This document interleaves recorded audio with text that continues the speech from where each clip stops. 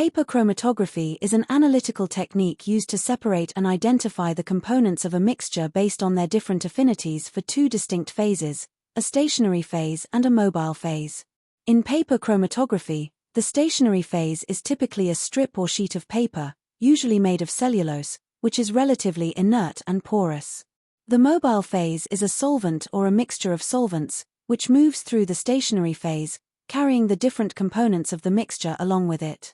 The separation occurs because different components have different solubilities in the mobile phase and different levels of attraction to the stationary phase. When a small spot of the mixture to be analyzed is applied near the bottom of the paper, and the end of the paper is then placed in a solvent, the solvent begins to travel up the paper by capillary action. As the solvent moves, it carries the different substances in the mixture with it. The various components will move at different rates depending on how strongly they interact with the stationary phase and how soluble they are in the mobile phase.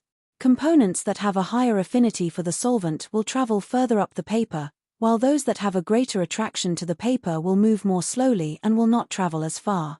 This differential migration results in the separation of the mixture into distinct spots on the paper, with each spot representing a different substance. To identify the substances present in the mixture, the RF value, or retention factor, is calculated for each chemical component. The RF value is a ratio that represents how far a component has traveled relative to the solvent front, which is the maximum distance the solvent has traveled up the paper. The RF value is calculated using the formula on the screen. To determine the RF value, the distance from the baseline, where the mixture was initially applied, to the center of each separated spot is measured, as well as the distance from the baseline to the solvent front. The RF value is always less than or equal to 1, as the substance cannot travel further than the solvent front. Each substance has a characteristic RF value in a given solvent under specific conditions, making it possible to identify unknown components by comparing their RF values with those of known substances.